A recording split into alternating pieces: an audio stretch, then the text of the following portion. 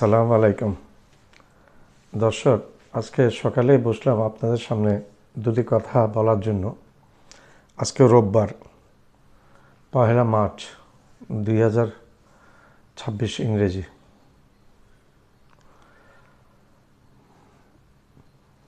গত পরশুদিন হঠাৎ করে পাকিস্তান আফগানিস্তানকে আক্রমণ করে বসছে। দেখেন, পাকিস্তান একটি মুসলিম দেশ, পারমাণবিক শক্তিশালী মুসলিম দেশ, সামরিক দিক দিয়ে খুবই শক্তিশালী। এখন আফগানিস্তান পাকিস্তানের তুলনায় ওরকম শক্তিশালী না। তালেবান শাসিত আফগানিস্তান দীর্ঘদিন যুদ্ধ বিগ্রহ করেছে। আফগানিস্তান এমন একটি দেশ যে দেশকে বারবার আক্রমণ করেছে বিদেশি শক্তি, কিন্তু পরাজয় বরণ করে বের হইতে হয়েছে। আমি একটু ইতিহাসটা বলি। প্রথমে আক্রমণ করেছিল ব্রিটিশ আক্রমণ করে ব্রিটিশ এক প্রকার নাস্তানাবুদ হয়ে আফগানিস্তান থেকে বের হইতে হয়েছে। এরপরে পরাশক্তি সোভিয়েত ইউনিয়ন আফগানিস্তান আক্রমণ করে বসলো। সোভিয়েত ইউনিয়নকে পরাজয় বরণ করে আফগানিস্তান থেকে বের হইতে হয়েছে। আফগানিস্তান থেকে নাকে খত দিয়ে। এরপরে আমেরিকা আক্রমণ করলো আফগানিস্তানকে, এবং আফগানিস্তানে নাকানি চুবানি খেয়ে আমেরিকা বাইডেন প্রশাসনের সময় বের হইতে হয়েছে।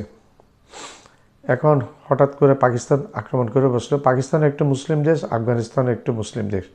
সামরিক দিক দিয়ে আফগানিস্তান অনেক বেশি দুর্বল পাকিস্তানের তুলনায়। পাকিস্তান একটি সুসংগঠিত সামরিক বাহিনী আছে পাকিস্তানের মধ্যে।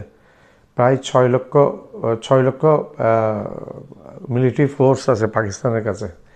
সেই তুলনায় আফগানিস্তানে আছে প্রায় 6 গুণ কম, অর্থাৎ 1,25,000 এরকম সামরিক বাহিনী আছে আফগানিস্তানে। আর আফগানিস্তানে অস্ত্রগুলো সেই মান্দার আমলের, সোভিয়েত আমলের কামান অস্ত্র যা আছে, এবং আমেরিকা ফেলে যেগুলি গিয়েছিল, পালিয়ে গেছে, সেগুলি কিছু ঠিক করলে ঠিক করতে পারে, আর নেড়ে সব মামদাদ আমলে।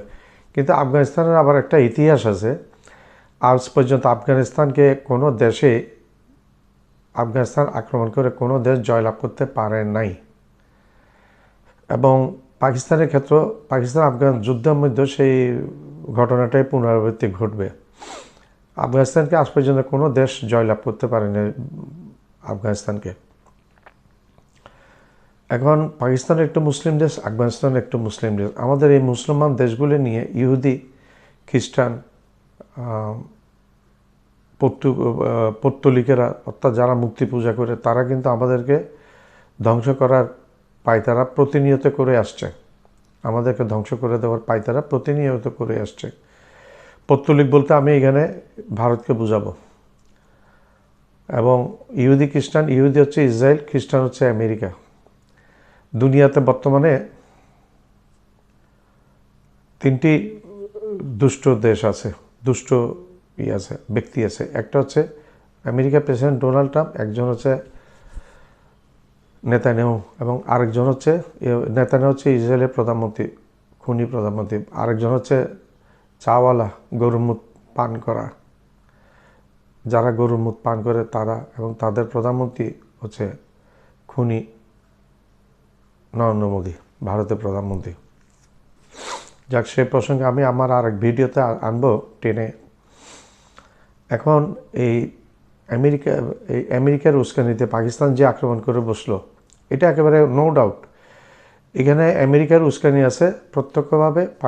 আফগানিস্তানকে আক্রমণ করার জন্য পাকিস্তানকে উস্কানি দিয়েছে, সেই মতো আক্রমণ করে বসছে। এবং ভারতের ইন্ধন আছে আফগানিস্তানের পক্ষে। পাকিস্তান এই সংঘর্ষের ভিতরে সুযোগটা নিচ্ছে এই পৌত্তলিক ভারত, যারা কিনা মুসলমানদেরকে দুই চোখে দেখতে পারে না। তারা মূর্তি বানিয়ে তারা ভগবানের, আল্লাহর রূপ দেয়, নাউজুবিল্লাহ। তো তারা এই মূর্তি পূজকরাই ইন্ধন দিচ্ছে আফগানিস্তানের প্রতি। আফগানিস্তানকেও বুঝতে হবে, পাকিস্তানকেও বুঝতে হবে। নিজেরা আমরা ভাই যুদ্ধ করে যদি মুসলিম ঐক্য বিনষ্ট করি, আমাদের ধ্বংস অনিবার্য। আমরা পাকিস্তান সরকারকে এবং আফগান তালেবানকে অনুরোধ করব যেন যুদ্ধটা তাড়াতাড়ি বন্ধ করে ফেলে। এই যুদ্ধ যেন খুব দ্রুত সময়ে বন্ধ রাখে। আফগানিস্তানের নেতৃবৃন্দ, পাকিস্তান নেতৃবৃন্দ, যেহেতু পাকিস্তান আগে যুদ্ধ শুরু করেছে, পাকিস্তানকে সব প্রণোদিত হয়ে আগে আসতে হবে।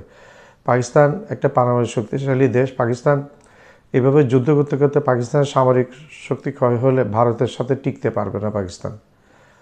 এখনও বর্তমানেও পাকিস্তানকে ভারতে অনেক ভয় করে। পাকিস্তান দেশ ছোট হলেও ভারতের জন্য আতঙ্ক। আমরা পেহেলগাম ইস্যু নিয়ে ভারত যখন পাকিস্তানকে আক্রমণ করেছে তখন আমরা দেখেছি, আমরা তখন এই জিনিসগুলো আমাদের চোখে পরিস্ফুট হয়েছে, আমরা বুঝতে পেরেছি তখন। সুতরাং সাবধান হতে হবে। মুসলিম বিশ্বের মধ্যে যদি অনৈক্য থাকে, অনৈক্য সৃষ্টি হয়ে যায়, তাহলে মুসলিম বিশ্ব ইহুদি,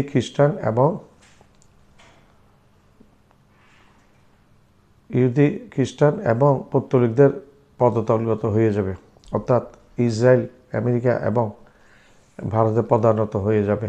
এইভাবে সাবধান থাকতে হবে। নিজেদের মধ্যে ঐক্য না থাকলে ঐক্য বজায় রাখতে হবে।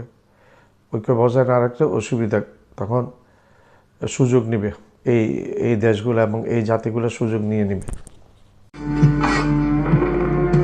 পাকিস্তানের বিরুদ্ধে রীতিমতো তাণ্ডব লীলা শুরু করেছে তালিবান। পাকিস্তানের সাহসের জবাব এবার কড়ায় গন্ডায় চুকিয়ে দিচ্ছে আফগানিস্তান। পাকিস্তানের বিমান হামলার বদলা নিতে এবার পুরো দস্তুর যুদ্ধের বার্তা দিল তালিবান। আফগান সরকার সাফ জানিয়ে দিয়েছে এর মধ্যেই সীমান্তে হামলা শুরু করেছে তালিবান। এই হামলায় তালিবান ব্যবহার করছে নাইট ভিশন এবং লেজার নিয়ন্ত্রিত অস্ত্র। তালিবান সরকারের মুখপাত্র জবিউল্লাহ মুজাহিদ তো বলেই দিয়েছেন এবার পাকিস্তানিদের নরকে পাঠাবে তালিবান সৈন্যরা। খরচ বাঁচে 65% পর্যন্ত। ওয়ালটন বিএলডিসি ফ্যান ছড়ায় স্বস্তির সবুজ হাওয়া। শুধু তাই নয়, পাকিস্তানের হামলায় কাবুলে ক্ষমতাসীন তালিবান সরকারের সর্বোচ্চ ধর্মীয় নেতা হিবাতুল্লাহ আখুন্দজাদা নিহত হয়েছেন বলে দাবি করছে আন্তর্জাতিক গোয়েন্দা থিঙ্ক ট্যাঙ্ক সংস্থা ওপেন সোর্স ইন্টেলিজেন্স। এই খবর যদি সত্যি হয় তাহলে শেষ রক্তবিন্দু দিয়ে হলেও লড়াই চালিয়ে যাবে তালিবান। আন্তর্জাতিক গণমাধ্যমগুলো বলছে এর মধ্যেই ডুরান্ড লাইন পেরিয়ে পাকিস্তানের খাইবার পাখতুনখোয়া এবং বালুচিস্তান প্রদেশের বেশ কয়েকটি জায়গায় হামলা চালিয়েছে তালিবান। খোস্তের, আলিশের এবং নঙ্গরহর ও কুনার সহ পাকিস্তানি ফ্রন্টিয়ার কোরের কয়েকটি চৌকিও দখলে নিয়েছে আফগান সৈন্যরা। নঙ্গরহর, নুরিস্তান, কুনার, পাকতিয়া এবং পাকতিকা প্রদেশে ডুরান্ড লাইন বরাবর পাকিস্তান বাহিনীর সঙ্গে যুদ্ধ করছে তালিবান। বৃহস্পতিবার রাত থেকে হঠাৎ করেই আফগানিস্তানে বিমান হামলা শুরু করে পাকিস্তান। এরপরই যুদ্ধের ঘোষণা দেয় ইসলামাবাদ। এদিন রাত থেকেই কাবুল, কান্দাহার, পাকটিকায় আকাশ পথে হামলা চালিয়েছে পাকিস্তান। তার সাথে সাথেই জবাব দিয়েছে আফগানিস্তান। কাবুলের প্রতিরক্ষা মন্ত্রণালয় বলছে পাল্টা আঘাতে 55 পাকিস্তান সেনার মৃত্যু হয়েছে। যদিও এই পরিসংখ্যান মানতে নারাজ ইসলামাবাদ। তারা বলছে মাত্র 2 সৈন্যের মৃত্যু হয়েছে। ইতিমধ্যেই আফগানিস্তানের বিরুদ্ধে অপারেশন গাজব লিল হক নামের সামরিক অভিযান শুরুর কথা জানায় পাকিস্তান। দেশের প্রধানমন্ত্রী শাহবাজ শরীফ সামাজিক মাধ্যমে একটি পোস্ট করে লিখেছেন যে কোনো আগ্রাসী বাসনাকে ধ্বংস করতে সক্ষম তাদের সামরিক বাহিনী। ইসলামাবাদের দাবি, পাক আফগান সীমান্ত বরাবর আফগানিস্তানের আগ্রাসী আচরণের মোকাবিলা করতেই তাদের এই পদক্ষেপ। শুক্রবার ভোরেও রাজধানী কাবুলে বিস্ফোরণের শব্দ পাওয়া গেছে। আমার চ্যানেলটা লাইক করবেন, শেয়ার করবেন, সাবস্ক্রাইব করবেন, বেল আইকনটা প্রেস করবেন, সাবস্ক্রাইব করতে ভুলবেন না। আবার বলছি, আমার চ্যানেলটা লাইক করবেন, শেয়ার করবেন, সাবস্ক্রাইব করবেন, বেল আইকনটা প্রেস করবেন, সাবস্ক্রাইব করতে ভুলবেন না।